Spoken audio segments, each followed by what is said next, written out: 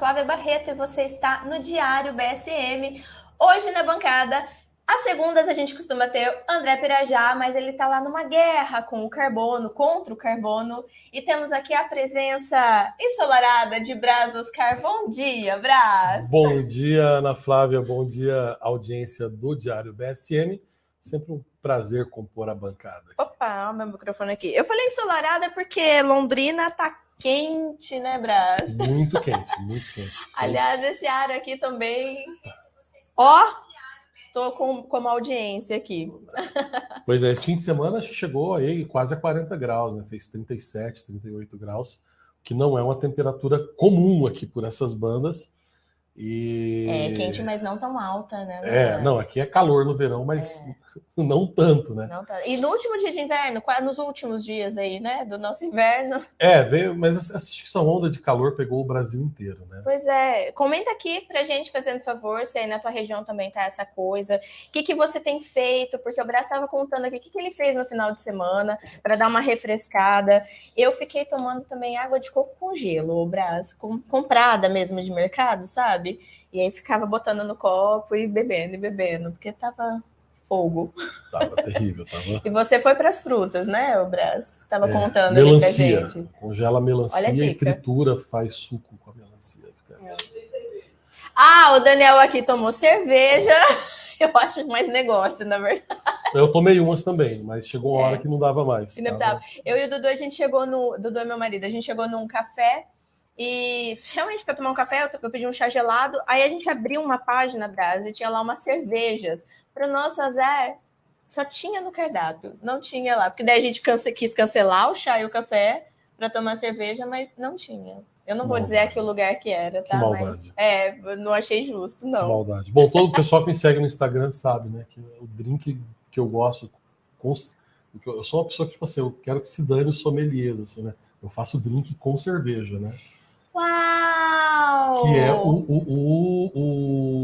que eu sempre posto lá no Instagram, que é a cerveja de trigo com suco de laranja. Eu tô esperando a quarta-feira, Brás, para que o nosso café da manhã seja... E é pro café da manhã, tá? Eu gosto também de manhã. De manhãzinha você vai lá. Exatamente, o Daniel tá lembrando aqui, é uma receita alemã, chama-se Frühstück. Né? E você põe 1/3 de suco de laranja, 2/3 de cerveja de trigo, e é o melhor café da manhã do mundo. Ai, gente, já quero. Dani, então eu vou trazer mais um copo. Não, o Dani já tem um copo ali. Então tá, bom, nem tudo também né, são sabores. A gente começa assim que é para preparar o couro de vocês, tá? Porque a pauta que hoje está assim pior que o calor que está fazendo lá fora. Nossa, gente. Mas eu acho que são assim, um vislumbre do que é o que certas criaturas podem esperar, né? Do seu destino eterno, né, Brás? Exatamente. Então vamos lá. Fez bastante barulho, né? Esse assunto que é: governo Lula estabelece que escolas devem permitir o uso de banheiros de acordo com a, abre aspas, identidade de gênero, fecha aspas, dos alunos. Olha, a gente está com essa matéria aqui bastante especial no portal, tá? Nosso brasilsemmedo.com.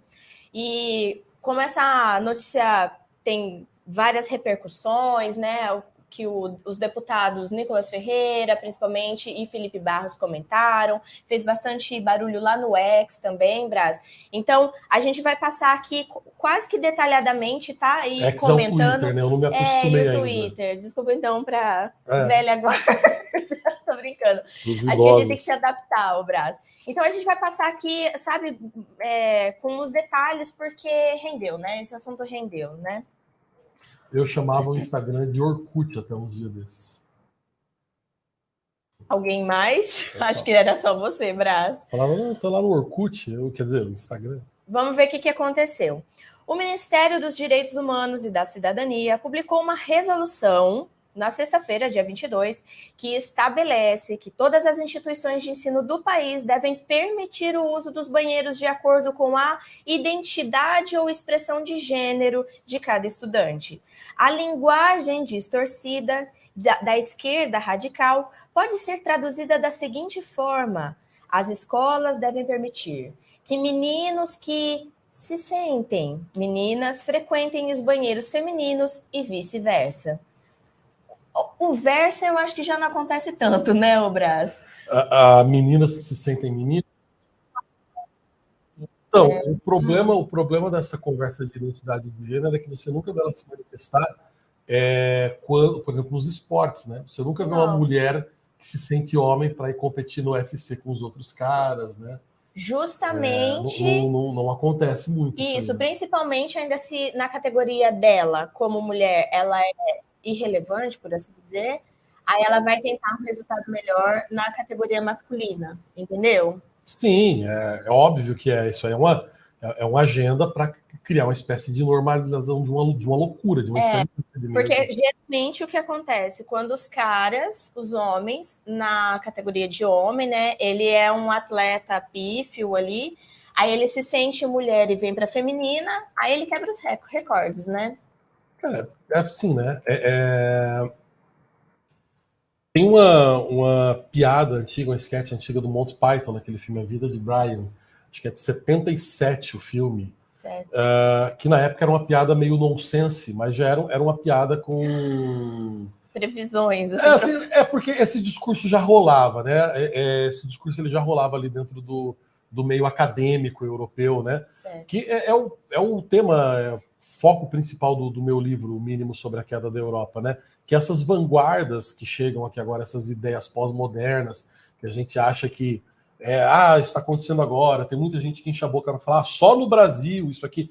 Na verdade, todas essas ideias pós-modernas, elas nascem na Europa, elas começam a ser discutidas na Europa, ali no início do pós-modernismo, na década de 60, 70, né, afloram nos anos 80, que é de fato ali como a gente começa a ver de fato o pós-modernismo já sendo debatido em forma de artigos científicos, de revistas e tudo mais. E eles estão chegando agora no Brasil, né, essa agenda que a gente vê sendo implantada aqui agora, ela já rola lá fora e foi pensada lá fora há muito tempo, ela sempre foi debatida. Essas ideias geralmente não nascem no meio acadêmico brasileiro, né? A gente só importa o troço que já está sendo debatido lá fora e aplica quando a coisa já está pronta. Mas a piada do Monty Python era justamente com isso, tá ali um grupo, né, de jovens revoltados discutindo sobre as várias divisões, né, do grupo deles, que era um grupo contra a invasão romana, né, em Israel. E aí eles começam a discutir ali que o grupo que era o Judean People's Front se dividiu no Front from the Peoples of Judea, e aqueles nomes todos parecidos, né? Que é aquela zoeira com os partidos de esquerda, né? Que, enfim, todos têm a mesma pauta, todos se dividem e todos se odeiam ao mesmo tempo, né? E aí, de repente, o sujeito começa a fazer aquele discurso, né? Porque todos os homens, aí o cara interrompe, e mulheres, ele é homens e mulheres, aí senhores, aí o cara interrompe, e senhoras, né? Aí todos, aí o cara todas, aí o cara vai todo olhando e fala assim, mas qual que é essa sua obsessão com mulher? Stan, né? Que eu não quero Stan. Aí ele, é porque eu quero ser mulher. Ele fala, mas como assim você quer ser mulher? Aí ele fala, eu quero ser mulher e eu quero que agora passem a me chamar de Loreta. E a coisa é caricata. Aí ele fala assim, mas como que você vai ser uma mulher? Tipo, não... Porque até então, assim, a coisa do homossexualismo já era discutido na época como, ok, podemos discutir sobre isso, mas tipo assim, você é um homem, você pode até ser gay, mas como é que você quer ser mulher? Aí ele fala assim, eu quero ser mulher porque eu quero ter filhos. Aí ele fala, mas como é que você vai ter filhos se você não tem útero? Aí ele começa a chorar, né? Aí vem a outra feminista do grupo defender ele. Fala, você não pode falar isso. A luta do STEM para ser uma mulher é um símbolo contra a opressão da sociedade. E mesmo que ele não possa ter filhos porque ele não tem útero, ele tem que lutar pelo direito de tê-los, mesmo que ele não possa ter. Aí o cara, tipo assim, o cara que é o chefe lá do Partido de Esquerda, ele fala assim, não, isso não é uma luta dele contra a opressão, isso é uma luta dele contra a realidade. Né? Aí o cara é expulso, enfim, né? Mas isso dentro do Monty Python funciona e fica tudo muito engraçado em tom de piada. E a coisa era de fato cômica, era uma piada.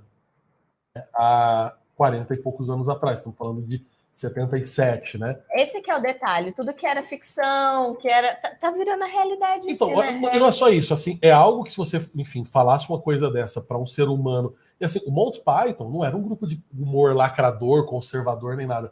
Eles eram os caras que eram detestados por todo mundo, eles faziam chacota com todas as posições políticas, certo, né? Mas eles tinham aquela coisa de ser um pouco anticlerical, né? Então eles eram ali meio que vistos como uma espécie de esquerda. Eles estavam mais... Mas eles não tinham posição política bem definida, zoavam com conservadores, com esquerdistas, com todo mundo, né? Mas estavam muito longe de serem vistos como pessoas da direita, ou conservadores, ou qualquer bobagem do gênero, né? Simplesmente porque há 45, 46 anos atrás...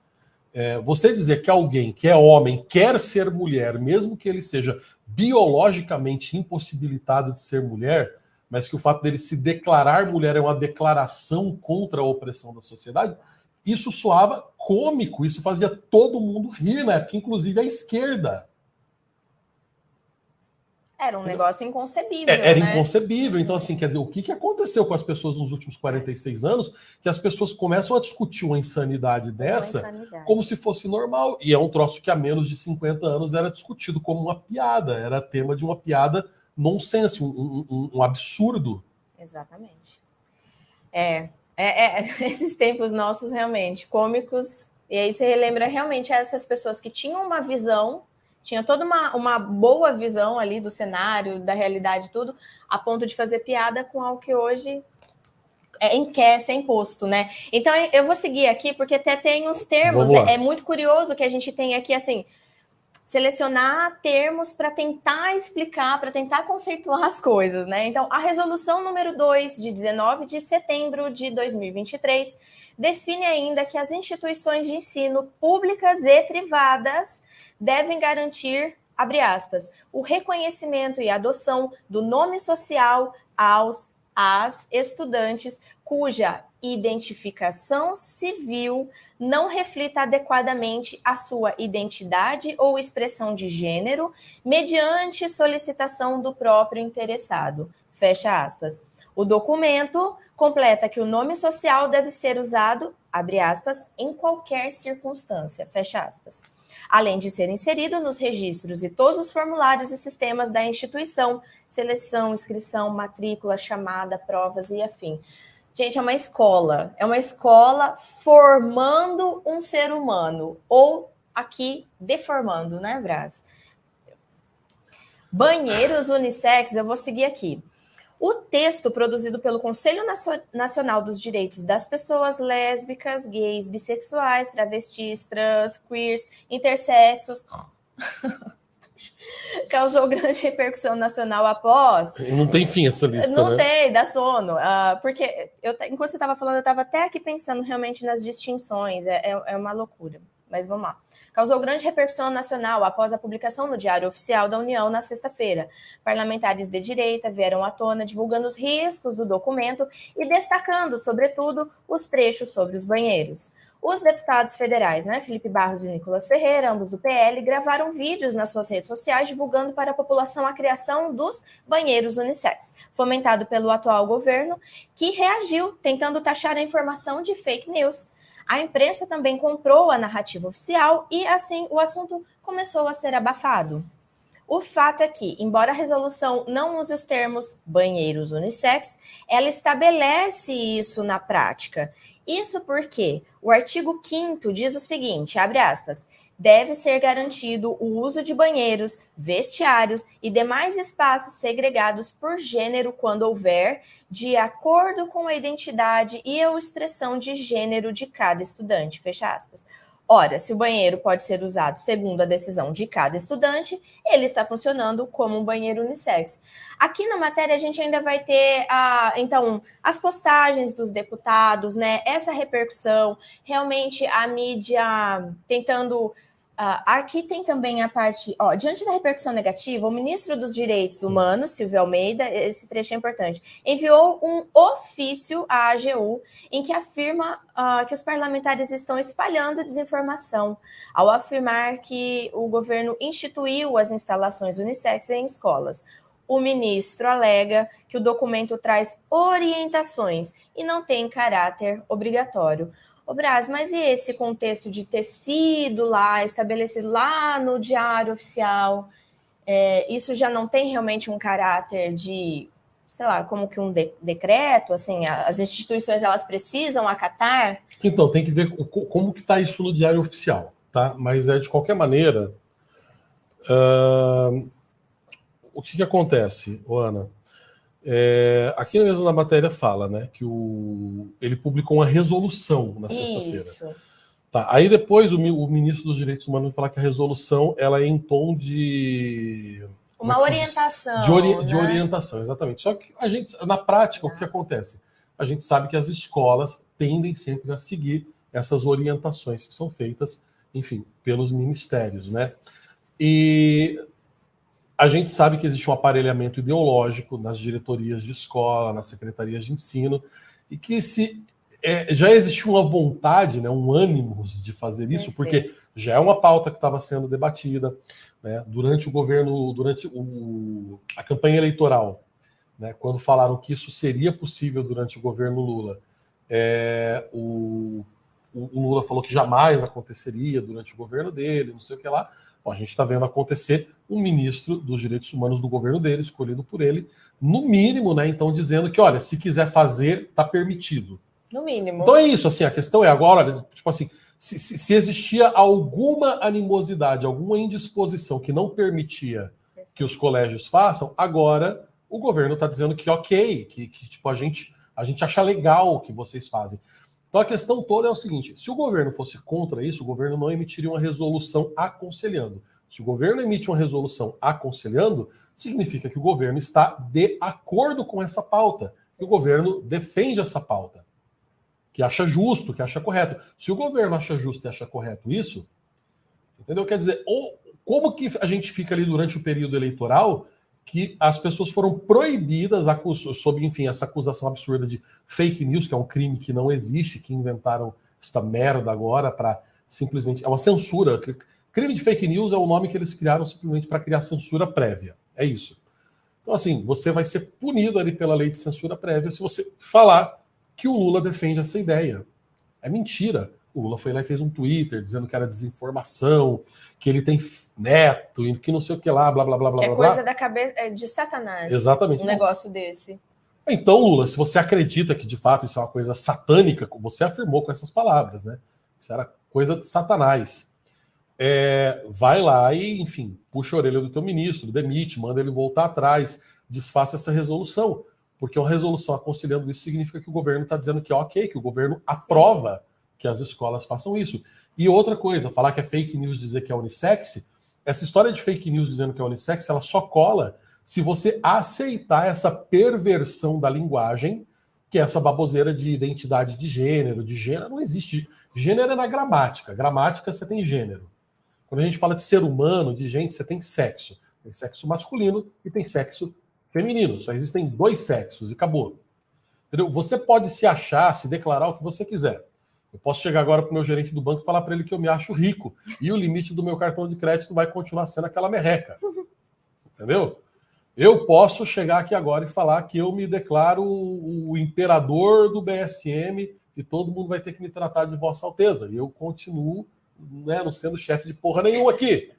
Então, assim, você pode ser livre para você achar, se sentir o que você quiser. A questão é que você não é livre para você impor aos outros, para que os outros te tratem e o mundo, as leis, toda a estrutura da sociedade se mova conforme a sua vontade. Isso só é possível numa sociedade governada por psicopatas e habitada por um bando de gente mimada, podre de mimada, que está batendo palma para um governo de psicopatas que permitem que o mundo se torne um circo onde a banda toca conforme a vontade, né, desse bando de mimados. Né? Ah, agora eu quero ser menino, agora eu quero ser menina, agora eu quero ser uma goiabada, agora eu quero ser um macaco andando de monociclo. Então, assim, cara, fica à vontade, só que assim, né, o nome disso é instabilidade mental. Você tem problemas psicológicos se você não consegue definir nem o que você é. Agora, a gente criar uma sociedade em que isso passa a ser norma, em que as leis são movidas para atender aos anseios de uma sociedade mimada que quer impor aos outros, para que os outros os tratem e os vejam conforme aquilo que eles acham que são independentes, quer dizer, independente das limitações que a realidade nos impõe, eu posso querer ser invisível. Só que a realidade impõe que eu não possa ser. Eu posso querer ser um monte de coisas que eu posso ser. Eu posso né? Se eu sou jornalista, eu quero, sei lá, ser médico, eu posso, entendeu, largar aqui, pedir as contas do BSM, estudar medicina e virar médico. Beleza, existem coisas que você pode ser, você quer ser e você pode ser. Só que existem questões, né, que fazem parte da limitação da estrutura da realidade. Eu não posso, por exemplo, olhar para essa mesa e querer ver o lado de cima e o lado de baixo dessa mesa ao mesmo tempo, por mais que eu queira. Eu não vou conseguir nunca. Por quê? Porque ver apenas parte de um objeto faz parte das limitações da estrutura da realidade. Então, você é homem, você nasceu homem, você quer ser mulher, azar o seu, filhão. Entendeu? Você vai ser homem até o dia que você morrer. Você pode vestir saia, se comportar de uma maneira efeminada, ter hábitos estranhos, ser homossexual, se você quiser. Você vai continuar sendo homem. Isso é uma limitação da estrutura da realidade. Agora, quando eu vivo numa sociedade em que as limitações da estrutura da realidade são postas de lado para atender a vontades insanas das pessoas, a gente passa a viver naquele conto do Machado de Assis, o alienista. O mundo vira a Casa Verde, né, onde a gente interna os doidos, os normais, a gente interna os sãos, e os doidos passam a governar. Aliás, um outro conto muito bom que trata sobre isso também, né, sobre uma sociedade opressora e que essa opressão ela existe porque, enfim, você passa a ter o poder de determinar quem é doido e quem não é, e no final das contas quem tem a chave do manicômio é o mais doido de todos. É a Enfermaria número 6, do Anton Chekhov, que é o meu escritor russo favorito. Quem nunca leu esse conto, leia e encontre as semelhanças com esse estado de loucura plena que a gente vive. E esses contos, eles são antigos porque flertar com a loucura e com essa nossa vontade de impor os nossos desejos que querem sobrepujar a realidade é um problema antigo do ser humano. Isso não é de agora, isso assim. O problema é que a pós-modernidade ela simplesmente abriu as porteiras para que isso pudesse se institucionalizar. Né? Mas assim, você flertar com esse verminho demoníaco que habita lá no fundo da cabeça da gente e fala assim, não, impõe, tipo, chuta o balde, impõe a tua loucura para os outros e que se dane a realidade, isso existe desde que o mundo é mundo. Né? Isso está lá no mito fundador da sociedade ocidental, lá no Gênesis, quando o demônio chega lá para os primeiros homens, para o primeiro casal, e fala, não, mas vem aqui, faz esse negocinho aqui que vocês vão ser igual deuses. Mas vocês não são. Mas vocês não são, mas vocês vão se sentir. O importante é o que você se sente. Então, assim, sobrepujar a estrutura da realidade e querer impor o nosso desejo em cima disso, isso acompanha o homem desde que ele existe. O problema é que agora abriu-se a porteira do hospício e está liberado transformar isso em instituição. Então, quando você aceita toda essa bobajada, você fala, não, mas o banheiro não é unissex. Agora, se você ainda tem os dois pezinhos firmes na realidade, falar, então, irmão, assim, só tem dois sexos. Se o banheiro pode ser frequentado pelos dois sexos, o nome desta porra é banheiro unissex. Né? Agora, qual que é o problema? O problema é que você, enfim, defender um argumento desse baseado na realidade, né, não é válido, porque a estrutura da realidade também é subjetiva, de acordo com a sociedade que cria crimes subjetivos, não é? Porque não existe mais objetividade nem no direito penal. Você tem crime de racismo. O que é racismo? Ninguém sabe. Racismo vai desde, de fato, você de fato ser um racista, ou ofender diretamente um indivíduo, né?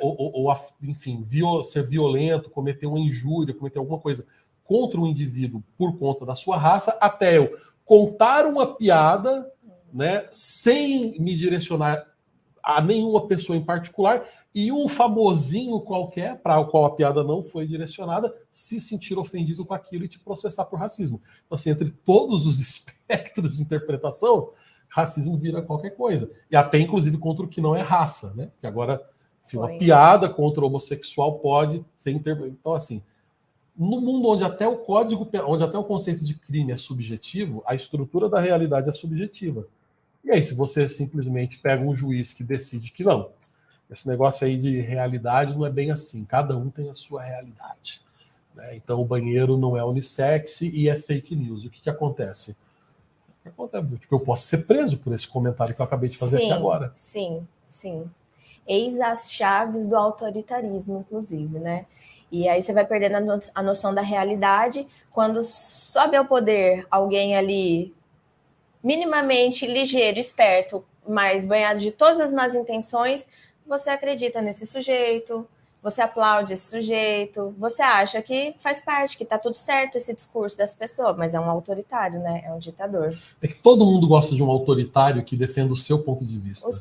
Né? Quando defende o sabe, traz aquele quentinho pro o meu coração quentinho. da pessoa. Não, aí não é autoritarismo. Autoritarismo é só quando é dos outros. E isso não é um problema da esquerda, tá? Você vê de gente aí que se diz de direita, tudo mais e tal, defendendo que nunca houve ditadura no Brasil. Isso é uma conversa de maluco. É óbvio que aconteceu uma ditadura no Brasil de 64 a 84, mas aí quando é a sua ditadura, não é ditadura. A ditadura é só quando é dos outros. Exatamente. Eu vou ler só um trechinho, então, do texto dessa resolução, mas o Braz acho que já matou aqui a pau, né, no comentário. Bravo, Braz. Sou pago para isso. Parágrafo único.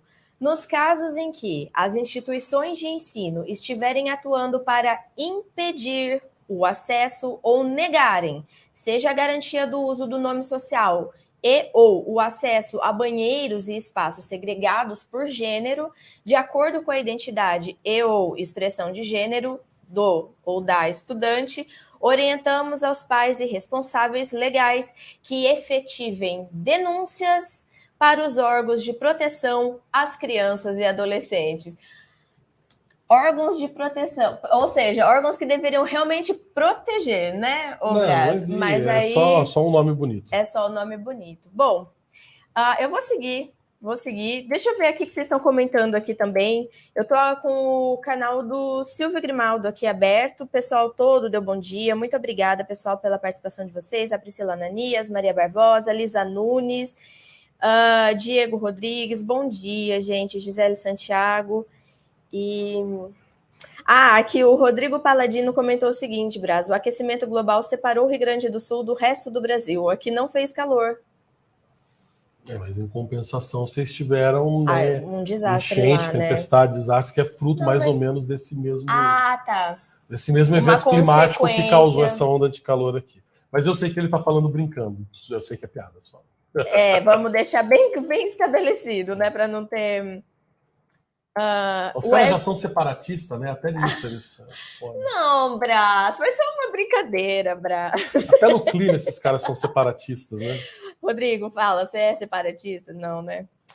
Wesley Gabriel: se eu tivesse na minha época de adolescente deslocado, iria adorar essa orientação. Porque é conveniente, né? Para cada fase... aliás, parte da loucura daí, né? De você acreditar que adolescente tem capacidade para tomar decisões perenes. Pior. Todo mundo aqui já foi adolescente, entendeu? Assim, se a gente começar a fazer uma retrospectiva, lembrar a quantidade de merda que a gente faz, porque todo mundo aqui, tipo, entra naquele momento, tipo, vergonha total, né? Então... aqui, ó, o perfil Confecções Semi. A Stepa Paiano fez um vídeo ontem, indo além da resolução. Ela esclareceu desde a efetivação desse conselho, vale a pena assistir. Eu estava acompanhando algumas coisas da Estela no Twitter mesmo. Ela sempre colabora com a gente aqui no BSM, a Estela é nossa amiga. Mas assim, particularmente mesmo, ela estava esclarecendo bastante coisa lá, porque virou uma bagunça, né? De ataques de todos os lados. Obrigada, então, Confecções Semi, por nos... Deve ser o perfil da empresa, indicar. Bom, vamos lá, gente. Projeto de lei contra a misoginia pode criminalizar qualquer crítica contra a mulher. Olha lá. Aí já entra em outro problema. Por quê? E se é um homem, mas que se sente mulher? Já vira a bagunça total, né? O projeto de lei 890 de 2023, atualmente em análise na Comissão de Constituição e Justiça de Cidadania, né, a CCJ, propõe a tipificação do crime de misoginia. No entanto, o texto apresenta lacunas que podem levar a interpretações amplas sobre a conduta sujeita à punição. Segundo o projeto, misoginia é definida como, abre aspas, discriminação, preconceito, propagação do ódio ou aversão praticados contra mulheres por razões da condição do sexo feminino, fecha aspas, mas não esclarece claramente quais ações se encaixam nessa definição. A proposta busca modificar e acrescentar dispositivos no Código Penal brasileiro, com o objetivo de criminalizar a misoginia e estabelecer as penas para esse delito. E é ficar reinventando a roda, né, Brás? Basicamente. Eu tô aqui curiosa para saber quem foi que propôs isso. Vamos lá. No entanto, o texto da proposta é vago nesse aspecto, deixando margem para interpretações e aplicações injustas dos novos dispositivos legais. Isso significa que a simples alegação de ofensa, mesmo que subjetiva... Ai, gente, o pensamento já vem isso, aqui, tipo assim, né? Ofensa é qualquer coisa que a pessoa achar que é ofensa, e se o juiz, enfim... Vou resumir para vocês. Por favor. O seguinte, ó. Se o sujeito falar alguma coisa que vai contra a nossa pauta política ou a nossa agenda, e isso ofender a nossa agenda, isso é isso. E o juiz for da nossa turminha de militância, você está fudido, meu irmão. É isso que significa, entendeu? É lei para ferrar quem não reza a cartilha, quem não reza uma determinada agenda política. É só isso. Entendeu? Dentro disso aí é o seguinte: mulher é o que os caras acham que é mulher, ofensa é o que os caras acharem que é ofensa, não tem objetividade nenhuma. A única objetividade é a que está escondida no subtexto. Né? A lei sou eu. A subjetividade é isso, entendeu? É ferrar quem descumprir a agenda política. Isso aí não vai ajudar, entendeu? Você pensa, misoginia, isso aí não vai ajudar mãe de família ferrada que mora na favela, que tem que pegar 3 ônibus para chegar no trabalho, para ganhar uma miséria e sustentar os filhos. Estão se lixando para isso. Entendeu? Isso aí é para simplesmente servir como máquina para processar e criminalizar qualquer tipo de opinião ou discurso contra uma determinada agenda política. É só isso. Continuar aqui só para chegar em quem foi a mente iluminada, né? Quem que foi fez isso. A bunda que fez a caca. Isso agravaria ainda mais a situação, especialmente em relação a piadas, tornando o silêncio a única forma de expressão legalizada. A proposta... Parabéns aí pro João Pedro, que é o autor do artigo, excelente parágrafo. A proposta é de autoria da deputada federal Silvie Alves, do União de Goiás. E está atualmente sobre a relatoria da deputada Iandra Mourão, do União Sergipe. De acordo com o projeto de lei, injuriar uma mulher devido à sua condição de sexo feminino seria considerado misoginia, sujeito a uma pena de reclusão de 2 a 5 anos e multa. Abaixo são os dispositivos que tratam do novo tipo penal proposto. Então, é isso que o Brás falou mesmo. Vai virar terra do silêncio, mas pelo que eu estava vendo aqui, até se eu achar que você pensou alguma coisa de mim, Brás. Exatamente. Se eu achar. Aliás, tem uns comentários, às vezes, aqui no portal, né, brasilsemmedo.com, comentários, às vezes, até masculinos. Então, se eu não for com a cara do seu comentário, amigo, cuidado. Tá falando isso porque é misoginia, só porque é mulher. Só porque eu sou mulher, e aí é fogo. Não dá. Algo mais a acrescentar, Brás? Não. Aqui é difícil. A gente ia falar de cerveja. Eu tenho um comentário para fazer, aqui, só que eu tô com medo de ser preso por misoginia, entendeu? Não, ainda não foi aprovada, né? Ainda não foi aprovada. Não, mas só... no Brasil, agora, aquela história de que a lei só retroage a favor do réu, acabou. Entendeu? Se essa porcaria passa daqui 6 meses, eu posso ser preso por falar que, enfim, tinha que ser mulher que fez um projeto de lei desse, né? Tem foi aprovado, na verdade, o da Maria da Rosário, né? Não é não. A lei dela não é não. Então, assim, se a gente tá, Brás, curtindo uma festinha e eu também acho que você tá, assim, com intenções erradas, eu chamo uma pessoa que tem que ter lá no estabelecimento e digo, é o seguinte, eu falei que não é não. Tipo, você não fez nada, entendeu? Esse cara tá me olhando. Ele existe. Põe os caras pra... Ou seja, basicamente o que acontece? É uma lei proibindo de flertar, né? Ou seja, as pessoas agora só vão porque as pessoas vão agora poder se conhecer pelo Tinder, por aplicativo. Por aplicativo. Né? Ou até por essa aberração aqui dos nossos tempos, o Brás, os NPCs e a cooptação de crianças. Tem isso na pauta hoje. Para a indústria pornográfica. O problema também é esse, né? Você já não consegue viver na realidade, aí você foge para o mundo virtual, só que lá também o negócio é todo vertido, né? Todo subvertido, na verdade. Personagem não jogável, que é non-playable character, são os personagens que atuam como figurantes nos jogos eletrônicos. Com funções limitadas e repetitivas, eles servem apenas para compor um determinado cenário, passar informações ao personagem, protagonista e interagir com os demais seres do jogo. Em razão do crescente interesse de jovens e adolescentes pelas tecnologias digitais, influenciadores e cosplayers resolveram transformar os NPCs em um fetiche sexual, consolidando um novo conceito de pornografia. Tem alguns termos aqui que eu vou me privar também de comentar, Brás, sobre essa situação.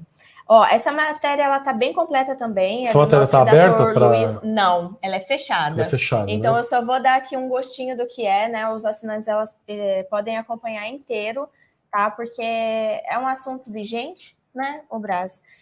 Os criadores desse Isso é um assunto importantíssimo para quem tem filho, tá? Porque esta porcaria tá aparecendo nas redes sociais com ares, com características de conteúdo infanto-juvenil. Exatamente. E às vezes o pai ele fala, negocinho de desenho, né? Animado, essas coisas de anime, eles pegam essas características dos animes japoneses, aqueles desenhos japoneses e tal, e tu acha que é um conteúdo para criança e tudo mais e tal, né? E tem que ficar bem de olho. Aliás, os próprios desenhos, os próprios animes japoneses, existem alguns que são muito legais, muito bons, tá? Particularmente Saint Seiya é impecável e maravilhoso, e quem discordar tá errado. Aí os fãs. Mas é um negócio dos anos 80, né? Ele Saint Seiya já tem 30 e tantos anos. Exatamente. Certo. Exatamente. Tem uma cena excelente, assim, que tem um diálogo ali. Eu era criança, eu lembro daquele diálogo. Ele sintetiza numa linguagem que uma criança de 9, 10 anos entende, aquele diálogo Criton, do Sócrates, sobre justiça e poder. Então, assim, ele traz uns conceitos sérios desenvolvidos numa linguagem acessível ali para criança e tudo mais e tal. Olha que boa indicação. Outra boa indicação, falando em filhos e boas criações, é o Tapa Cultural que vai ao ar hoje, Brás. Que você fez com o Laudelino. Com o Laudelino e o Joe Bennett. E o Joe Bennett. Fala mais, Brás. Então... Falando de coisa boa, porque isso aqui é uma porcaria, agora, né? Só finalizando. Agora, esses animes japoneses, existem muitos mesmo, que aparentemente tem um produto infanto-juvenil, e eles têm uma linguagem, uma conotação sexual que não é para um público jovem. Se você é adulto, tudo bem. Então, uma linguagem ali, uma conotação sexual para um público adulto. E esse é o problema, porque muitos desses desenhos japoneses eles são produzidos para o público adulto no Japão, só que ao mesmo tempo tem uma problemática, ele tem um negócio meio bizarro com essas coisas que vêm do Japão, que é uma conotação com a linguagem sexual adulto com personagens infantilizados. Então, assim, dentro dessa cultura, otaku, que é como eles chamam essa galera aí, tem já um lance meio bizarro, assim, de uns fetichezinhos muito questionáveis, muito estranhos, entendeu? Não estou falando que todo otaku é assim, tem um lance de cultura japonesa bem legal dentro dessa cultura de anime, tem uma parte saudável, legal, bacana, mas... né, quando exatamente. Quando tem essa intenção. Né? É da mesma maneira que tudo, né? Você tem, tipo, sei lá, cultura rock, né? Tu tem ali bandas boas e tudo mais e tal, e você tem um lado B, né, que é negativo. Então, assim, essa cultura de desenhos japoneses tem essa coisa meio bizarra e tem uns lances com pedofilia ali que são, assim, bem complicados, né? Essa infantilização dos personagens com conotações e diálogos sexuais, isso acontece muito em vários. E essa cultura de NPC está diretamente ligada, né? Começa ali com essa cultura de games e desenhos japoneses, e eles aparecem muitas vezes no TikTok e no Instagram com roupagem de conteúdo infanto-juvenil, e tem muita molecada de 11, 12, 13 anos consumindo essa porcaria, e os pais achando que eles estão vendo, sei lá, algum joguinho, alguma bobagem para adolescente. Se o seu filho tem 10, 11, 12, 13 anos, numa boa, não quero cagar regra para ninguém, mas ele não deveria ter um celular para começar. 13, 14 anos ele já tem idade para começar, né, ali a ter alguma responsabilidade com supervisão, né? Então, assim, se você escolheu, né, dar uma tela, um aparelho, um celular para uma criança e deixa ele ver sem supervisão, assim, na boa, né? Fica um toque aí muito importante. Exatamente, né? Assim, é nesse tipo de coisa. É esse tipo de conteúdo que pode estar chegando até ele, entendeu? Certo. Conteúdo normalizando pornografia e pedofilia com cara de conteúdo de desenho animado e de jogo e de videogame. Na sexta-feira, acho que foi, o pessoal estava discutindo sobre esse assunto aqui na redação, e eu confesso, Brás, que eu sou um pouco alheia, sabe? Eu desconhecia mesmo. Então, se você estiver aqui no mesmo pé que eu, vou ler só um trecho aqui para você também entender do que se trata. O Brás já trouxe aqui, já explicou, mas esses criadores, né, deste tipo de conteúdo vestem-se com roupas usadas pelos NPCs, eles abrem uma transmissão ao vivo no TikTok e realizam os movimentos repetitivos e limitados desses personagens, criando um aspecto de loop. Devido a uma função de troca monetária disposta no TikTok, onde os usuários podem adquirir moedas com o dinheiro real, os espectadores enviam prêmios e dinheiro aos NPCs para que eles realizem esses gestos solicitados. Então, ele fica ali como que um fantoche, né, Brás? E recebendo por isso. Eu não sei se é cômico ou se é triste, porque uma pessoa que se sujeita... Eita, desculpa. Uma pessoa que se sujeita a fazer isso, que é a parte cômica, né? Mas outra que se sujeita a pagar, a financiar isso... É meio esquisito. E aqui, vou seguir... Deixa eu só ver um comentário do Wesley, que eu acho que ele... Wesley Gabriel. Nação Cavaleiros do Zodíaco formou ótimas amizades e bons valores. Que era o Sensei, o Cavaleiro que você comentou. Cavaleiros do Zodíaco. E as cenas do amor, do yoga. Desculpa, gente, eu não assistia, eu não conseguia assistir, eu tentava. Pela sua mãe, me emociona até hoje. Tem uma coisa. Porque yoga, o yoga é um personagem do desenho que é o personagem que é católico. Olha. E aí ele tem um rosário da mãe dele e tudo mais e tal. Então, assim, tem ali né, bem bacana. Ele ainda comentou assim, meu Deus, por favor, traga de volta os velhos RPGs, é isso? Eu preciso me informar mais. Pô, mas RPG é coisa dos anos 80, da minha geração.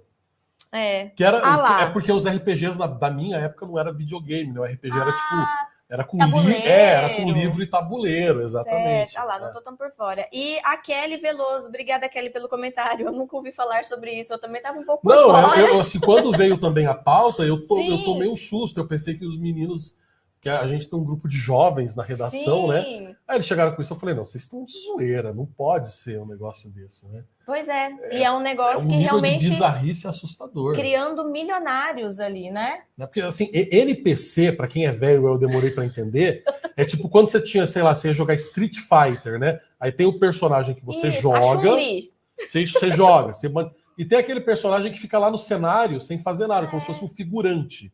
Verdade. Entendeu? É aquele personagem que não faz nada, que ficou um figurante no cenário, que é o NPC. Os caras ficam emulando aqueles personagens, porque eles têm um movimento meio repetitivo, meio mecânico. Entendeu? E aí a tara dos malucos é você dar o comando, pagar para dar o comando para aquele personagem fazer o que você manda, como se você estivesse controlando ele. Quer dizer, isso é um nível de psicopatia terrível, porque é um lance de escravo e mestre, entendeu? Mas para quem é adulto, tá? Para quem é adulto e tem estômago e quer entender um pouco a profundo, quer entender não, assim, ver uma obra de ficção realmente que relata a que ponto chega esse mecanismo de controle de um ser humano sobre o outro, essa perversão, né? Porque é claro que dentro da relação entre um homem e uma mulher saudáveis e normais, né? Existe ali dentro da conquista uma certa coisa do homem, né? Controlar a situação, a mulher é mais frágil. Isso é dentro de uma situação normal. Agora, o que é a perversão? A perversão é quando a coisa vai para um lado que não deveria ir, e aí essa relação normal se torna uma relação de mestre e de escravo, de você impor humilhação, sofrimento, né? E o outro se sentir confortável, enfim, esse tipo de loucura. Isso é um transtorno mental. Exato. Isso aí. Tem um filme chamado Helena Encaixotada, se eu não me engano é com o John Malkovich no elenco. O filme é pesado, tá? Não assistam isso com criança, com menor de jeito nenhum. Mas tem que ter cabeça boa para assistir, Brás? Tem que ter estômago, só que assim, o filme ele vai bem a fundo dentro dessa loucura dessa perversão que existe dentro da mentalidade humana de você, enfim, dominar e controlar e tratar o outro de fato como um escravo, o porquê desse mecanismo de controle do objeto do desejo sexual que se transforma, enfim, nesse tipo de perversão, de loucura, de alucinação. Tá? Eu acho que é um filme interessante para quem está querendo entender essa pauta, essa maluquice. Olha aí um trechinho do Tapa Cultural, então, com um trabalho fantástico que esses dois estão desenvolvendo. Será já está à venda já, né, Brás, o trabalho deles? Está à venda. Para quem... A gente está com áudio? Nosso áudio está saindo, Dani? Então, isso é um trecho do programa que vai ao ar hoje. Hoje, vai ao ar mais tarde, tá? No Tapa Cultural, onde eu estou entrevistando aí o Laudelino, que é o roteirista desse quadrinho, Pelo Meu Sangue, e o Joe Bennett, que é o ilustrador. O Joe Bennett, para quem, enfim, não é não tá fã de cultura pop, não está familiarizado, ele foi ilustrador da Marvel e da DC Comics por anos, pelos anos 90 e anos 2000 inteiro. A minha geração inteira cresceu vendo o Homem-Aranha e o Hulk sendo, enfim, desenhados pelo Joe Bennett nos grandes estúdios lá nos Estados Unidos. E apesar desse nome, para quem não sabe, o Joe Bennett é brasileiro. Né? Ele foi talvez tá entre os maiores nomes, né, dos ilustradores de quadrinhos da história dos quadrinhos. E esse cara é brasileiro. E ele está fazendo esse trabalho junto com o Laudelino, que é uma história em quadrinho, uma história fictícia, obviamente, com, né, todas as licenças poéticas da ficção, mas inspiradas na vinda da família real para o Brasil. E a coisa vai ali da vinda da família real para o Brasil até a proclamação da independência. Então o foco, o personagem principal dessas aventuras vai ser Dom Pedro I. A série de 5 graphic novels, né, que são aquelas histórias em quadrinho grandonas e tudo mais e tal, com os traços do Bennett e com o roteiro do Laudelino. E a gente, no Tapa Cultural que vai ao ar hoje, no site do Brasil Sem Medo, no período da tarde, ele entra no ar, vai ter lá o link para vocês comprarem na pré-venda, financiarem o projeto e curtirem a entrevista, que foi bem legal. O Joe Bennett, ele relatando como foi ele retratar, então, esse Dom Pedro I, então, as pesquisas dele, né, Brás, mas que tivesse o traço dele ali, né? Foi super legal. Não, material maravilhoso. Então, hoje vai estar à disposição. O nosso tempo aqui também já está chegando ao fim, mas eu queria trazer um último assunto.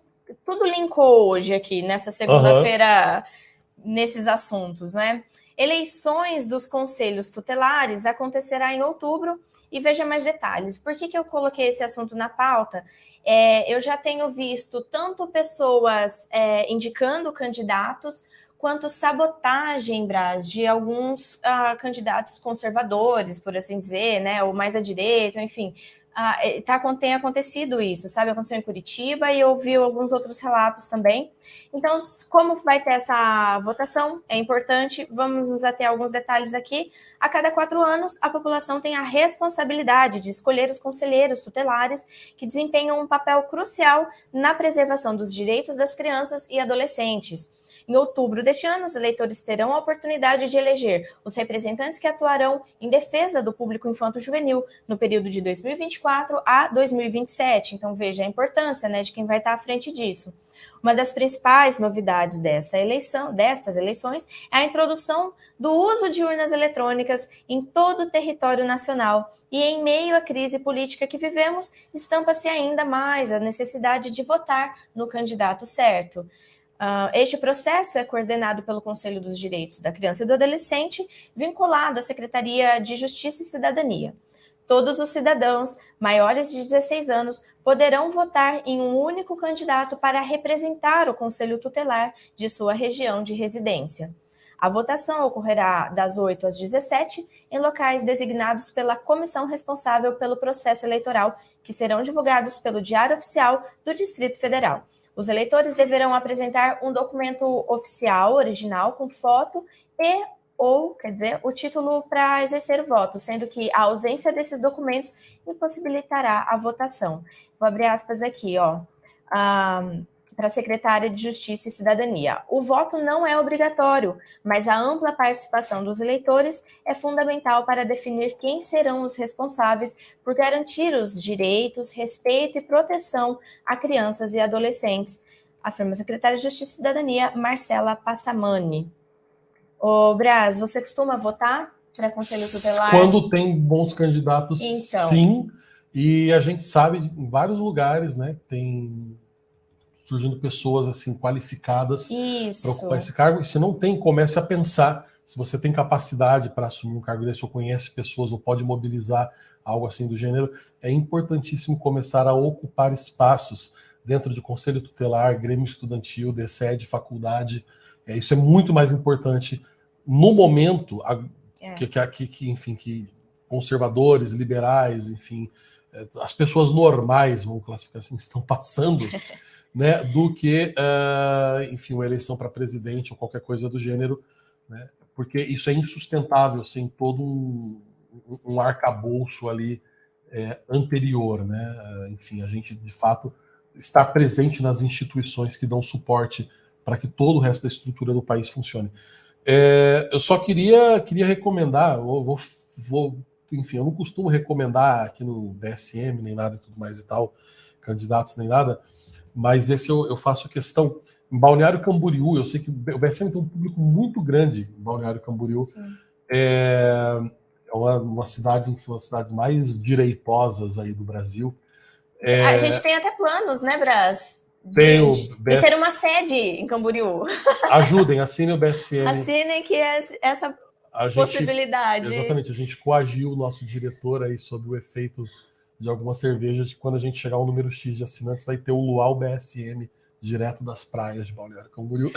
Então, o Dani já deixou até piscando aqui o QR link Code. Aqui, ó, se assinar. E quem é de Balneário, vota no... Por favor, pedir para vocês votarem, importante, votarem no Dinho, que é assessor de comunicação do atual prefeito, aí do Fabrício, tá? O Dinho, enfim, é um cara que é mais alinhado com as pautas conservadoras e tudo mais, e principalmente, né, para barrar aí a eleição de um outro candidato que já está aí. É um absurdo. Balneário Camboriú, uma cidade que tem 75%, 80% de voto à direita, aí para ver quem que é o cara do Conselho Tutelar. É um sujeito que se diz pastor, se aproveita desse título, né, de religioso, mas o cara defende ideologia de gênero, defende, enfim, pautas de esquerda, né, é adepto de uma série de porcarias aí esquerdistas, e o cara se utiliza dessa fachada de religioso para levar na conversa alguns incautos, mas o sujeito coloca para dentro do Conselho Tutelar todas as pautas de esquerda, incluindo ideologia de gênero. Então, olha, pessoal, então de Camboriú. O Dinho. Fiquem atentos. Aqui no chat também do canal do Silvio, a Janaína Fabrini está dizendo o seguinte: aqui em BH temos candidatos alinhados à direita, divulgamos os nomes, como votar e onde. Então, é muito importante essa eleição, pessoal. Como o Braz falou, né, para ocuparmos espaços, é simples e precisamente porque eu tenho visto isso também, temos visto que os candidatos à direita ou conservadores, eles têm sido sabotados, assim, de alguma maneira. Então, como a eleição, né, já é no dia 1º, vamos trazer mais isso aqui, né, divulgar. Fiquem atentos nas suas redes sociais, as pessoas que estão indicando, quem são esses indicados, e a gente poder aí começar, pelo menos precisamos começar, né, Braz? Sim, tem que começar ocupar esses espaços. Pessoal, quero agradecer pela companhia de vocês, o engajamento, os comentários, pedir, então, reafirmar aqui esse pedido, né, para que vocês assinem, colaborem. Esse trabalho só pode acontecer por causa da assinatura de vocês. Tem aqui o QR Code que facilita, né? É só apontar a câmera do celular e aí já abre o link para você poder ou presentear também alguém se você já é assinante. Ajude também a divulgar esses programas, né, que são abertos, como é o caso do Conexão KGB, vai ao ar toda terça-feira às 20 horas ao vivo. O Diário BSM ao vivo, também diariamente, né, de segunda a sexta. E o programa do Pirajá, no Meus Bois, que hoje não está aqui justamente porque ele está nessa causa do carbono aí, que também é outra coisa que estão querendo impor aí nas nossas vidas, não é? E ele tomou algumas frentes para tratar disso e traz esclarecimentos no programa dele. Além disso, dentro da nossa plataforma, todos os assuntos com esclarecimentos e aprofundamentos, né?